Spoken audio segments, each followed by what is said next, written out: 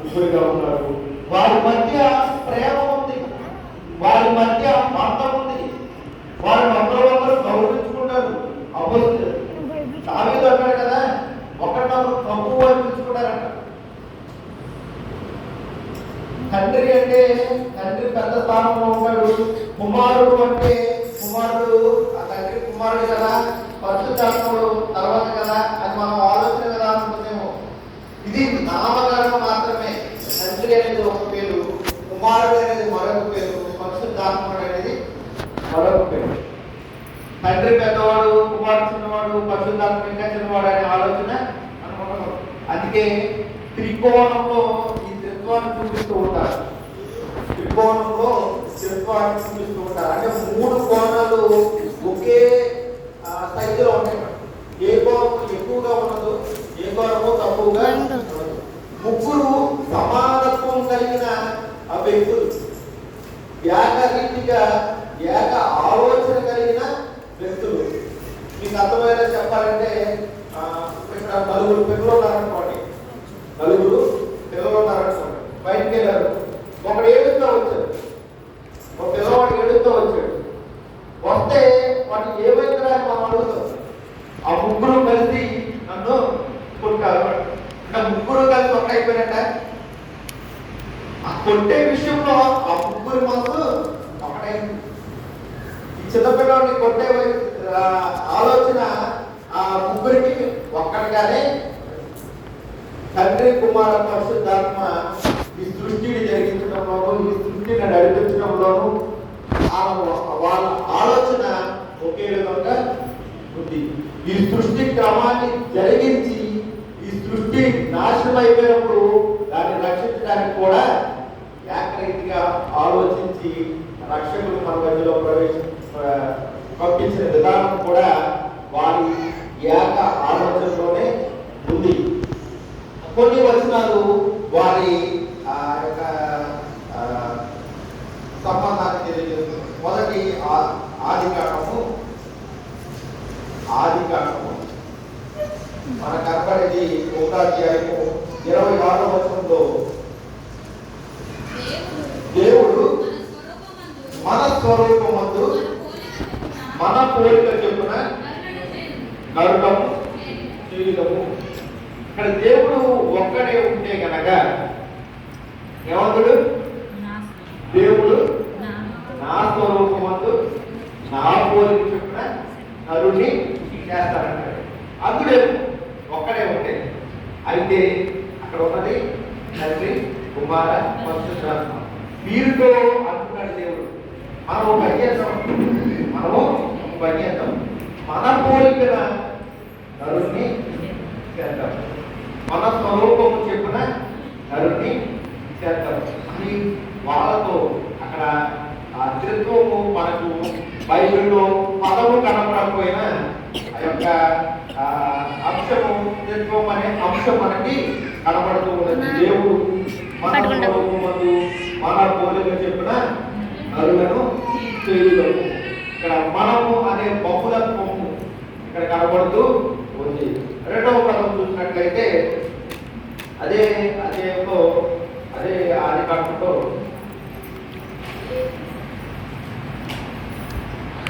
16వ వచనంలో బాబేలు గోపురం చేస్తాం కదా,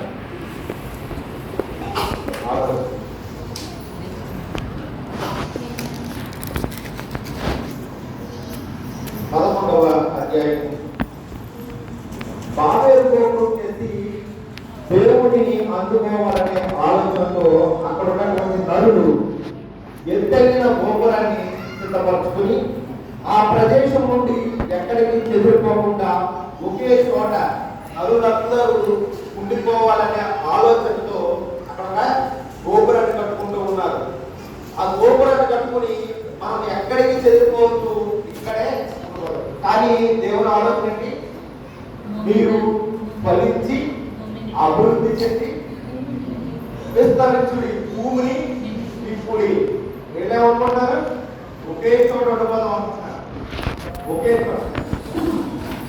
ఒకే చోట ఉండిపోదాం అనే ఆలోచనను తారుమారు చేయడానికి దేవుడు ఏమంటాడంటే మళ్ళా ఆ అంతతో మనకి ఇక్కడ కనపడుతుంది 11వ అధ్యాయము 7వ కనుక మనము విడిపోయి ఎవరెవరు ఇవ్వన్నారంట తండ్రి కుమార కిందకి దిగి మనము విడిపోయి వారితో ఒకరి మాట ఒకరికి తెలియకుండా అక్కడ వారి భాషను తారుమారు చేయకండి. ఆ బాబేలు గోపురమును అభివృద్ధి చెందకుండా అక్కడే ఉండిపోకుండా భూమి అంతా విస్తరించాలని ఆలోచనతో అప్పుడు ఒకటైంది. భూమి అంతా విస్తరించాలి, వారు ఫలించాలి, విస్తరింపబడాలి, భూమిని నిర్మించాలి ఆలోచనతో మరలా ఇక్కడ మనకి కనబడుతూ ఉన్నాడు దేవుడు. దేవుడు ఈ కృత్వాన్ని అనేక విధాలుగా కనబడి చేసినప్పటికీ కూడా ఈ కృత్వం అనే పదము మాత్రం మనకి కనబడదు. ఇప్పుడు అందుకు నేను ఇక్కడ ఉన్నాను, నేను అని చెప్పడానికి నాలో ఏమున్నాయి మీకు అర్థమయ్యేదని నేను ఉన్నాను కదా ఇక్కడ, నాలో ప్రాణం లేదనుకోండి, నేను ఏమైపోతాను, ఎలా నిలబడున్నాను, నాలో ఏముంది ప్రాణం. ఒకవేళ ప్రాణం పోయిందనుకోండి మళ్ళా దేవుడి దగ్గర ఎలా ఏంటది ఆత్మ. అంటే నాలో ఏముంది, ప్రాణం ఉంది, ఆత్మ ఉంది. ఇప్పుడు నేను ఎలా నిల్చున్నాను అంటే నాకేముంది, మనకి ప్రాణ ఆత్మ శరీరం ఈ మూడు కలిస్తేనే నేను, ఈ మూడు కలిస్తేనే మనిషి. ప్రాణ ఆత్మ శరీరం, ఈ ప్రాణాత్మ దేహములు కలిస్తేనే ఒక మనిషి అవుతుంది. ఈ మూడు మరి విడిగా మనం చూపించగలరా? మనిషి ఒక్కటే చూపిస్తాం. దేవుడు కూడా ముగ్గురు వ్యక్తులుగా ఉన్నప్పటికీ కూడా ఒక్కడిగానే ఒక ఏకరీతిగా ఉన్నవాడు. ఏకరీతిగా కానీ వారికి ఆలోచనలు ఉన్నాయి. ఈ సృష్టి క్రమాన్ని జరిగించినప్పుడు ముగ్గురు చూస్తున్నారట. ముగ్గురు కూర్చొని మనము మన కోరిక చెప్పున చదువుకున్నాం కదా, మనము మన కోరిక చెప్పున నరుని చేద్దాం అని తండ్రి అయిన దేవుడు చెప్తే కుమారుడు ఆ బాధ్యత తీసుకుంటాడు. ఆ బాధ్యత తీసుకుంటాడు. మన ప్రభు ఎదురు చూస్తూ ఈ సృష్టి క్రమాన్ని జరిగే బాధ్యత నేను తీసుకున్నానని పరిశుద్ధాత్ముడు నా మాట ఎక్కడున్నాయని అడగాలి. నా మాట పరిశుద్ధాత్మ దేవుడు ఇప్పుడు ఈ బాధ్యత తీసుకున్నాం కదా, దాని తర్వాత ఇంకో బాధ్యత ఉంది, జ్ఞాపకం చేస్తున్నాడు. ఏంటా బాధ్యత? ఈ సృష్టి పాపంలో పడిపోతుంది, సాతాను లోపడుకుంటాడు. ఈ సృష్టిని సాతాను లోపడుకుంటాడు. సాతాను నుండి విడిపించడానికి మరలా నువ్వు భూలోకానికి నరరూపుగా వెళ్ళాలి. ఆ సృష్టి క్రమాన్ని జరిగించింది నువ్వే కదా. ఈ సృష్టి క్రమాన్ని రక్షించవలసింది కూడా నీవే. ఆ రక్షకుడు నీవే. ఈ సంభాషణ జరుగుతున్నదండి. అక్కడ ముగ్గురు మధ్యన ఈ సంభాషణ జరుగుతున్నారు. ఓకే ఐఎమ్ రెడీ అనమాట ఆయన. Okay I'm ready. దేనికి?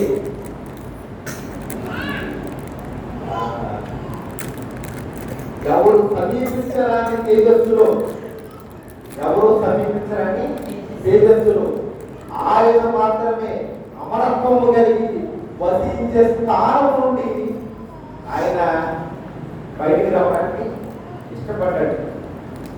ఈ త్రిత్వము నుండి మూడు సమానత్వము కలిగిన అధికారం నుండి, మూడు సమానత్వం కలిగిన ఆ యొక్క పవర్ కలిగినట్టు సర్వశక్తి గల ఆ యొక్క సర్వశక్తులు అయినప్పటికీ కూడా ఆ సర్వశక్తిని విడిచిపెట్టి స్థితిని రక్షించడానికి రక్షకుడిగా దీనుడిగా ఈ లోకానికి రావడానికి ఇష్టపడ్డాడు.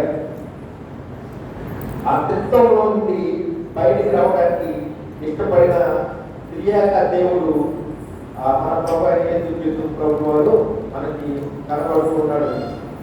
ఆయన ఈ లోకానికి రావడానికి కూడా, లోకంలో వచ్చిన టైంలో కూడా త్రిత్వము మనకి కనబడుతూ ఉంటుంది. ఈ లోకానికి వచ్చినప్పుడు కూడా త్రిత్వం మనకి కనబడుతున్నారు. ఈ లోకానికి పంపించింది ఎవరు? తండ్రి అయిన దేవుడు. ఆయన ప్రేమ, ఆయన న్యాయవంతుడు, ప్రేమమయుడు. ఆయన న్యాయము దేవుడి పిల్లలైన మనము పాపం చేసినప్పుడు ఖచ్చితంగా శిక్ష అనుభవించాలి. ఆయన శిక్షించే దేవుడు, ఎందుకంటే ఆయన న్యాయాధిపతి. ఆయన న్యాయాధిపతి. ఆయన పాపం చేస్తే శిక్ష అనుభవించాల్సిందే, వేయాల్సిందే. అదే ఆ యొక్క న్యాయమే ఇప్పుడు కూడా కోర్టుల్లో జరుగుతుంది. దాని నుండి తీసుకున్నదే, బైబిల్ నుండి తీసుకున్నదే. ఈ న్యాయ వ్యవస్థ అంతా బైబిల్ నుండి తీసుకున్నదే ఇక్కడ న్యాయం జరుగుతుంది. ఆ న్యాయాధిపతి దేవుడు మనం చేసిన పాపానికి శిక్ష విధించాలి. అప్పుడు చూసాడంటే యెషయా గ్రంథము 59వ అధ్యాయము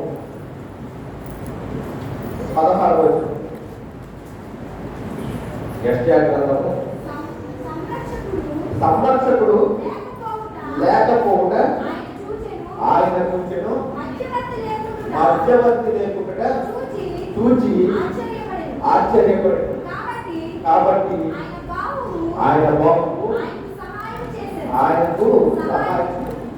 ఈ శిల్పంలో తండ్రి కుమార పరిశుద్ధాత్మ మరలా సంభాషించుకుంటున్నారు. నేను ఈ సృష్టిని అంతటి చేశాను కదా, ఈ సృష్టిలో ప్రతి మానవుడిని నేనే చేశాను కదా. ఈ మానవుడిని సాతానుడు లోపరుచుకున్నాడు. ఈ మానవుడిని వాడి ఇష్టానుసారం నడిపిస్తూ ఉన్నాడు. ఈ మానవుడిని నరకానికి అప్పగించడానికి వాడి పాపాన్నంతా వీడి మీద మోపుతున్నాడు. దేవుడు చూశాడు, మరేంటి వీళ్ళందరూ శిక్షింపబడవలసిందేనా? వీళ్ళందరూ నరకంలో పడవలసిందేనా? అయ్యో, నేను చేసిన ఈ సృష్టి అంతా నరకం పాలైపోతుంది అని చూసి ఆశ్చర్యపోయాడు. సంరక్షకుడు ఎవరు అని ఆలోచిస్తున్నాడు. అయ్యో, ఈ సృష్టి అంతా నాశనం అయిపోతుంది, నరకంలో పడిపోతుంది అన్నప్పుడు ఆయన బాబువే మన ప్రభువును రక్షకుడైన యేసుక్రీస్తు ప్రభువు మరలా క్రితం నుండి బయటకు వచ్చాడు. ఆయన బాబు ఆయనకు సహాయం చేశాడు. వీళ్ళని రక్షించడానికి నేను వెళ్తాను. వారు చేసిన పాపములకు, వారు చేసిన అన్యాయములకు, వారు చేసిన అక్రమములకు వారిని శిక్షించొచ్చు. వారికి బదులుగా నేనే ఆ శిక్షను అనుభవిస్తాను. వారికి బదులుగా నేనే ఆ యొక్క మొదటి మరణాన్ని అనుభవిస్తాను. వారి వరకు నేను ఈ త్రిత్వం నుండి దిగి నేను వెళ్తాను. మన ప్రభువును రక్షకుడైన యేసుక్రీస్తు అనే బాబు ఆ త్రిత్వం నుండి మన వరకు ఈ లోకానికి నరవగా వచ్చాడు. ఆయన ఈ లోకానికి వచ్చి ఏ రీతిగా మనల్ని రక్షించాడో, ఏ రీతిగా మనల్ని కాపాడాడో మనకి ఇంతకు ముందే మనం విన్నాం. ఇంకొకసారి జ్ఞాపకం చేస్తాను. 61వ అధ్యాయం యెషయా గ్రంథము 1వ వచనం. ప్రభువుకు యెహోవా ఆత్మ నా మీదకి అలాగే తిప్పము కనబడుతుంది. ప్రభువుకు యెహోవా ఆత్మ, తండ్రి ఆత్మ ఆయన మీదకి వచ్చి ఉన్నది. ఆయన వచ్చినప్పుడు ఆయన ఏం చేస్తున్నారు? దీనులకు సువార్తమానము ప్రకటించడం యెహోవా అభిషేకించడం, కలిగిన హృదయము గల వారిని దురపరచడంలో, చెరలో ఉన్న వారిని విడుదలను, బ్రతికింపబడిన వారికి విముక్తిని ప్రకటించడంలో, యెహోవా హితవచనము మన దేవుని ప్రతిదండన దినమును ప్రకటించడంలో, దుర్గాకారులందరినీ బాధార్చడంలో, సియోనులో దుఃఖించు వారికి ఉల్లాస వస్త్రము ధరించడంలో, బూడిదకు ప్రతిగా భూదండను దుఃఖములకు ప్రతిగా ఆనంద తైలము భారపరితమైన ఆత్మకు ప్రతిగా బుద్ధి వస్త్రమును వారికి ఇచ్చినకు ఆయన త్రిత్వము నుండి తండ్రి కుమార పరిశుద్ధాత్మ అనే ఇటు నుండి ఈ లోకానికి వచ్చి ఉన్నాడు. ఆయన త్రిత్వం నుండి ఈ లోకానికి ఎందుకు వచ్చాడంటే మనకు ఆయన ఉల్లాస వస్త్రము ధరింపచేయడము, తుది వస్త్రము ధరించేయడము ఆయన ఈ లోకానికి వచ్చినట్టుగా మనకు కనబడుతూ ఉంది. ఆయన ఈ లోకానికి వచ్చినప్పుడు త్రిత్వము కనబడుతూ ఉంది. ఆయన బాప్తిస్మము ఆయన పరిచయం ప్రారంభించడానికి ముందు బాప్తిస్మం తీసుకున్నప్పుడు కూడా ఆ త్రిత్వము కనబడుతూ ఉంది. ఒక అద్భుతమా మత్తయి వార్త 3వ అధ్యాయం 11వ వచనం.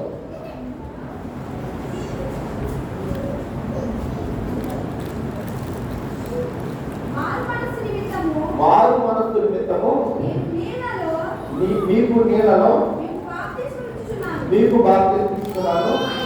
అయితే నా వెనుక వచ్చుచున్నవాడు నాకంటే శక్తిమంతుడు. ఆయన చెప్పులు మోయగలను నేను పాత్రుడను కాను. ఆయన పరిశుద్ధాత్మలోను అగ్నితోను మీకు పరిశుద్ధాత్మలోను అగ్నిలోను. ఇక్కడ అగ్ని తండ్రికి సాదృశ్యంగా కనబడుతుంది. ఇక్కడ అగ్ని తండ్రికి సాదృశ్యంగా కనబడుతుంది. ఇక్కడ కుమారుడు ఉన్నాడు, పరిశుద్ధాత్మ ఉన్నాడు, తండ్రి అనే త్రిత్వము మనకు కనబడుతుంది. ఈ త్రియాక దేవుని ఆ యొక్క అంశము ప్రతిసారి మనకి కనబడుతున్నప్పటికీ కూడా బైబిల్లో మాత్రం ఈ యొక్క త్రిత్వం అనే పదము కనబడదు. ఈ త్రిత్వం అనే పదము కనబడదు కాబట్టి ఇప్పుడు ఎవరైనారంటే యెహోవా ఒక్కడే దేవుడు అంటాడు. యెహోవా ఒక్కడే దేవుడు అంటాడు. వీళ్ళందరూ ప్రవక్తల కింద పరిశుద్ధాత్మ కుమారుడు ప్రవక్తల కింద వాళ్ళకి అర్థం చేస్తున్నారు. దేవుడు వాళ్ళకి అలా అర్థమయ్యాడు. మొన్న దినాన నేను ఒక మాకు శ్రీకృష్ణ పనిచేస్తున్నాను కాబట్టి ఒక కంపెనీ వాళ్ళు ఇచ్చిన పార్టీ ఇచ్చారు. ఆ పార్టీ ఇచ్చినప్పుడు వారు అనేక రకాలైన వంటకాలన్నీ చేశారు. వాటితో పాటు వారు ఇచ్చే పార్టీలు అన్నీ ఇచ్చారు, అన్ని రకాలు ఇచ్చారు. అయితే అప్పుడు రంజాన్ మాసం వారు ముస్లిమ్స్ ఉండే పిలుస్తారు. నేను భోజనం చేసేసాను. ముస్లిమ్స్ అందరూ పక్కన కూర్చున్నారు. వారితో కలిసి నేను కూడా కూర్చున్నామని వెళ్ళినప్పుడు అక్కడ కొంతమంది అంటే ఖాళీ ఎక్కడ ఉన్న ప్లేట్ పట్టుకు అక్కడ వచ్చేదా కదా, అలాగా ప్లేట్ పట్టుకు అక్కడ వచ్చేసరికి నేను అన్న బ్రదర్ వాళ్ళు కదా రంజాన్ మాసం వాళ్ళు ఏం చెప్పారు వాడికి అందరూ గడుపు అంటే అన్నా మా గాడి దేవుడు వాళ్ళు ఎంత అనేది ఎంతైనా వాసం రండి మేము మాత్రం పట్టించుకోమని. అప్పుడు వాళ్ళతో కలిసి మాట్లాడుతుంది. వారి మాటతో పురాణంలో యేసుక్రీస్తు గురించి ఉంటుంది కదా అని అంటే ఉంటుంది. యేసుక్రీస్తు గురించి ఏ విధంగా ఉంటుందంటే ఆయన పరిశుద్ధాత్మ జరించిన కుమారుడిగానే పరిశుద్ధుడిగానే నేను చూస్తాం. మరి ఎందుకు మీరు నమ్మరు అంటే ఆయన ప్రవక్తగా ఈ లోకానికి వచ్చాడు. ప్రవక్తని ప్రవక్తగానే చూస్తాం, దేవుడిగా చూడటం. మరి ఎప్పుడు చూస్తారు అని అడిగారు. రెండవ రాకడలో ఆయన దేవుడిగా వాళ్ళు అంగీకరిస్తారని చెప్పారు. రెండవ రాకడలో కానీ దేవుడు అంగీకరించలే. ఇప్పుడు దేవుడిని అంగీకరిస్తేనే ఆయన వచ్చినప్పుడు నిన్నైనా వారినైనా ఎవరినైనా దేవుడు అంగీకరిస్తాడు. మరి నువ్వు ఆయన రెండవ రాకడలో వస్తున్నప్పుడు నమ్ముతారంటున్నారు కదా. మరి ఇప్పుడు ఏమైంది అంటే ఇప్పుడు మేము అల్లా పంపించిన ప్రవక్తనే మళ్ళా మీరు నమ్ముతారంటారు కదా. మరి అదేంటంటే ఇప్పుడు ఆయన ప్రవక్తగా పంపించాడు. సర్వశక్తి ఆయనకి రెండవ రాకడలో ఆయన అప్పగిస్తాడు. అప్పుడు మేము ఆయన్ని విశ్వసిస్తాము. అప్పుడు లాభం లేదు. అప్పుడు లాభం లేదు. ఇప్పుడు దేవుడు మనల్ని అంగీకరిస్తేనే అప్పుడు కూడా అంగీకరిస్తాడు. దేవుడిని అంగీకరించే విధంగా ఈ ప్రవర్తన నా ప్రవర్తన ఉందో లేదో మనం పరిశీలన చేసుకోవాలి.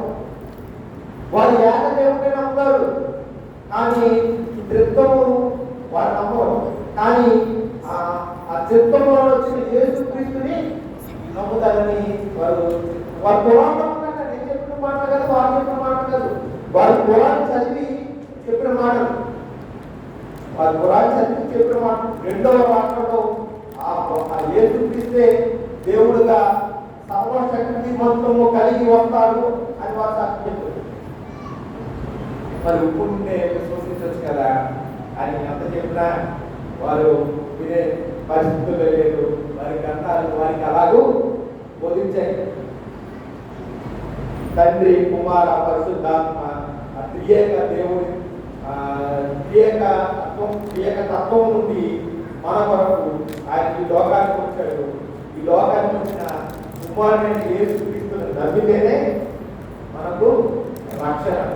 ఆయన రక్షకుడిగా మనతో ఉంటాడు, మన మధ్య ఉంటాడు.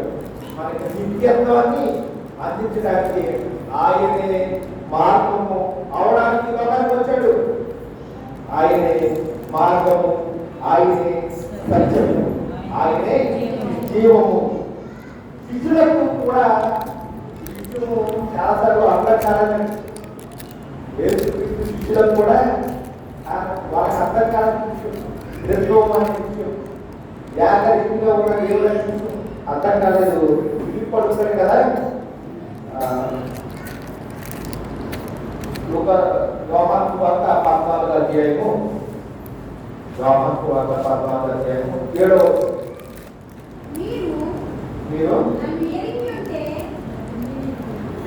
మీరు నన్ను ఎరిగి ఉంటే ఇప్పుడు పయనించున్నామా ప్రభా, నేనే మార్గము, సత్యము, జీవమును, నా ద్వారా తప్ప ఎవరు తండ్రి వద్దకు రాడు. నేనే మార్గము, సత్యము, జీవము కనుక ఎవరు తండ్రి వద్దకు రాడు. కనుక ఇప్పుడు యేసుక్రీస్తుని ఎలా అర్థం చేసుకున్నారంటే ఈయన ఓన్లీ మార్గం మాత్రమే. అసలైన పైన ఉన్నాడు ఎవరు? తండ్రి. అసలైన దేవుడు పైన ఉన్నారు. శిష్యులు అర్థం చేసుకున్న విషయం, తండ్రిని చేరుకోవాలంటే మార్గం వెళ్తే సరిపోతుంది. అంటే ఒకవేళ ఈ కాకుండా వేరే మార్గంలో కూడా తండ్రి దగ్గరికి వెళ్ళచ్చు అనుకోవడానికి ఒకవేళ అందుకని అడుగుతున్నట్టున్నాడు. తర్వాత మీరు నన్ను ఎరిగి ఉంటే నా తండ్రిని ఎరుగుదురు, ఎప్పటి నుండి మీరు ఆయన ఎరుగుదురు, ఆయనను చూచి ఉన్నారని చెప్పాను. ఏ ఉద్దేశం చెప్పడినా తండ్రి నేను ఉంటేనా నాయన, నేను మార్గం ఉంటే కాదు, ఆ మార్గం లేకపోతే ఒకటి వెళ్ళలేవు. ఇక్కడికి నేను తగ్గించుకుని వచ్చాను, నన్ను నేను ఒక దారిగా చేసుకుని వచ్చాను. ఆ దారి ఎవరి కోసం? నీ కోసమే. నువ్వు ఓన్లీ తండ్రిని అడుగుతున్నావు. తండ్రి ఎక్కడో లేదు, నాలోనే ఉన్నాడు. నేను ఎక్కడో లేదు, తండ్రిలోనే ఉన్నాను. ఇక్కడ క్లియర్గా చెప్తున్నాడు చూడండి. ఆయన చెప్పాను. అప్పుడు ఫిలిప్పు ప్రభా తండ్రిని మాకు కనపరచుము, మాకంటే చాలని ఆయన చెప్పగా ఎంత చెప్పినా కానీ తండ్రినే చూపించబడుతున్నాడు. ఫిలిప్పు ఎంత చెప్పినా కానీ తండ్రినే చూపించబడుతున్నాడు. ఫిలిప్పు నేనెంత కాలము నీ వద్ద ఉండినను నువ్వు నన్ను ఎరుగవా? నన్ను చూసినవాడు తండ్రిని చూసినాడు కనుక తండ్రిని మాకు కనపరచమని ఎలా చెప్తున్నావు? తండ్రి యొక్క నేను నా యొక్క తండ్రిలో ఉన్నానని నీవు నమ్మకలేదా? నేను మీతో చెప్తున్న మాటలు నా ఎంతగా నేనే చెప్పుటలేదు. తండ్రి నా యందు నివసించుచు తన క్రియలు చేస్తున్నాడు. పేరులోనే ఉంది కదా ఆ యొక్క పెద్దరికం. అంటే దేవుడు తండ్రి అనే డౌట్ మనలో కూడా చాలా మంది ఉంది. దేవుడు క్లియర్గా చెప్తున్నాడు, తండ్రి నాలో ఉన్నాడని చెప్తున్నాడు. అంటే తండ్రి నాలో ఉన్నాడు. తండ్రి కూడా ఏం చెప్తున్నాడు, తండ్రి ఎలాగైతే నాలో ఉన్నాడో